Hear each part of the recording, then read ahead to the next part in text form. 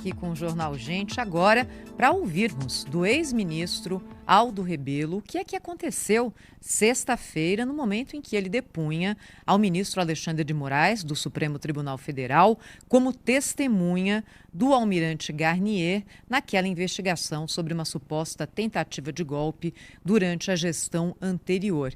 Ministro, bom dia. Seja mais uma vez bem-vindo aqui ao Jornal Gente. O senhor que está sempre conosco aqui, falando sobre os assuntos da política, da economia, sobre as questões ligadas à Amazônia, hoje está aqui numa circunstância diferente. A gente quer ouvir do senhor o seu relato a respeito do que aconteceu na última sexta-feira. Bom dia. Bom dia, Thaís. Bom dia, Cláudio Humberto. Bom dia aos internautas, aos ouvintes. Coincidentemente, Thaís, eu estava em Santarém fazendo uma palestra sobre infraestrutura na Amazônia brasileira e de lá prestava o meu depoimento como testemunha voluntária do almirante Almir Garnier. Por que como testemunha voluntária? Porque o almirante Almir Garnier foi o meu assistente militar no Ministério da Defesa, um servidor íntegro, um servidor dedicado, sério, e eu me senti na obrigação, eu digo, eu devo esse depoimento ao almirante Almir Garnier, porque ele está sendo alvo de uma grande injustiça, ainda uma grande injustiça que pode resultar em um erro jurídico grave contra um cidadão que é um servidor do Brasil, um servidor da pátria, um servidor do Estado, íntegro, correto, que eu conheci de forma muito próxima, porque era o meu assistente militar. Pois bem, prestava esse depoimento e ele começa a sessão, presidida pelo ilustre ministro Alexandre de Moraes, e começa com um questionamento sobre uma frase atribuída ao almirante Garnier, segundo a qual ele teria dito em uma reunião que estaria à disposição do então presidente Jair Bolsonaro. E eu iniciei a minha resposta afirmando que na língua portuguesa há aquilo que nós chamamos de força de expressão. E aí a força de expressão significa que a expressão nunca deve ser tomada literalmente. Quando alguém diz, vai plantar batatas, não significa que a pessoa tem que ir para a roça, capinar e abrir um leirão de batatas. Não, é uma força de expressão. Quando alguém diz estou frito, não significa que vai pular dentro de uma frigideira e ficar ali submetido à fritura. São forças de expressão. Pois bem, fui interrompido pelo ministro Alexandre de Moraes, que me perguntou, de uma certa forma provocativa, se eu estava na reunião. É claro que ele sabia que eu não estava na reunião. Isso já é uma forma de constrangimento, mas perguntou se eu estava na reunião. Eu disse não. Então o senhor não pode falar da interpretação da língua portuguesa. Eu disse, ministro, a interpretação da língua portuguesa é minha, tá certo? E eu não vou admitir censura. Eu creio que isso foi tomado pelo ministro Alexandre de Moraes como uma certa quebra do respeito à autoridade dele. Não. Eu digo que não admito censura porque fui forjado em uma geração, como o Cláudio Humberto foi, que somos contemporâneos de movimento estudantil, na luta contra a censura. Nós lutávamos contra a censura, os jornais eram censurados, os livros eram censurados, o teatro era censurado, tudo era censurado. Eu disse, não, eu não admito censura. Mas não disse para afrontar o ministro, a não ser que o ministro admita a censura, tá certo? Se ele também não admite, eu, na verdade, comungava da mesma minha opinião. A partir daí, então, eu sofri essa ameaça de prisão, que não levei a sério. Por que não levei a sério? E nem me intimidei. Por quê? Eu não me intimidei quando lutei contra a censura com a repressão do regime militar. Se a repressão do regime militar, que cometia arbitrariedades e violências muito graves, não me intimidava, não ia me intimidar naturalmente em plena democracia a palavra do ministro Alexandre de Moraes. E eu disse, não, isso aqui não vai acontecer, não vai ter essa ameaça concretizada. Prosseguimos com o depoimento. Mais adiante, também, o próprio Procurador-Geral da República me faz uma pergunta se o que eu dizia a respeito das possibilidades da Marinha Porque eu argumentava que mesmo que quisesse, a Marinha não poderia realizar qualquer forma de intervenção militar pela natureza da Marinha como força armada. Porque toda a Marinha se concentra numa cidade portuária, no Rio de Janeiro. O que é que a Marinha tem de força efetiva? A Marinha tem o comando da esquadra. O Brasil só tem uma esquadra, sediada no Rio de Janeiro. A força de superfície, que são os navios de combate, estão no Rio de Janeiro. A outra força é a força de submarinos, também no Rio de Janeiro. E a terceira é o Corpo de Fuzileiros Navais, que é uma tropa razoavelmente diminuta, 12, 13 mil homens, também no Rio de Janeiro. Ou seja, essa força não tem capilaridade, não tem como organizar a ocupação do território, ela não está distribuída de forma a oferecer risco de supressão das garantias do Estado de Direito. Aí o procurador me pergunta se a Marinha não deu o golpe porque não tinha essa força. Eu pedi que ele refizesse a pergunta. Ele refez, eu disse, não, o senhor não está fazendo uma pergunta, o senhor está fazendo uma afirmação. O senhor está dizendo que a Marinha tentou o golpe. Eu não posso responder dessa forma porque eu não estabeleci nenhuma relação entre a distribuição das forças da Marinha e a tentativa de golpe. Aí ele fez um comentário com o microfone aberto que eu não vou reproduzir aqui em respeito aos ouvidos dos nossos internautas. Ministro, a impressão que que deu mais uma vez é que o ministro Alexandre de Moraes é pouco tolerante quando ou fica intolerante ou tem baixa tolerância a ouvir coisas que ele não gosta de ouvir, né? Alguma coisa que contraria as suas convicções. Ele parece muito convencido já, não sei por que isso está sendo feito, né? Essas audiências, essas oitivas, porque ele já está convencido mesmo, né, do que aconteceu. É isso mesmo, assim, a impressão que dá é que se a resposta da testemunha ou do acusado, do interrogado, não corresponde à expectativa dele, isso irrita a esse ponto?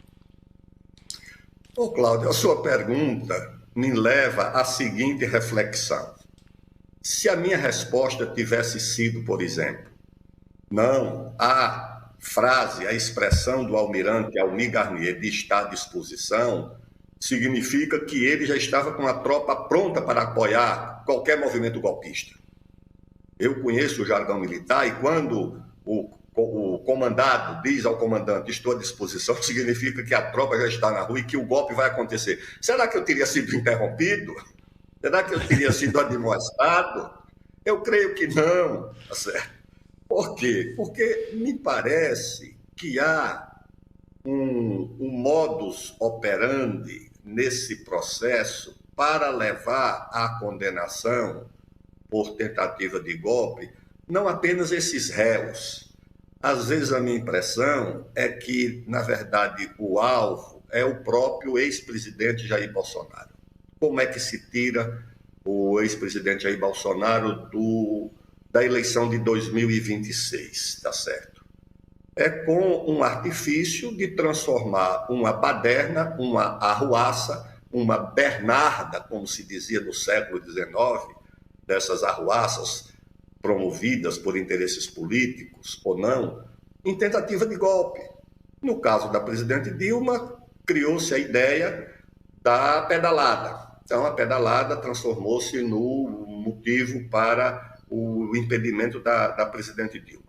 Agora você tem um outro motivo, também por razões políticas, que é o impedimento, não no mandato, mas para a eleição do ex-presidente Jair Bolsonaro. Olhou-se para um lado e para o outro e diz, olha, o que resta é essa conversão de uma arruaça em tentativa de golpe. E por tentativa de golpe você leva pessoas à condenação de 14, 15 anos de prisão, tá certo? Arruaceiros que nunca foram condenados quando promoveram badernas anteriores. Eu fiquei 24 anos em Brasília, eu vi a Câmara ser depredada, eu era o ministro da Copa do Mundo quando aconteceram aqueles episódios em 2013, o Itamaraty foi invadido, foi depredado. Quando eu era presidente da Câmara, houve inclusive atentado à vida de servidores da Câmara, um segurança foi para a UTI atingido por um paralelepípedo, jogado por um manifestante.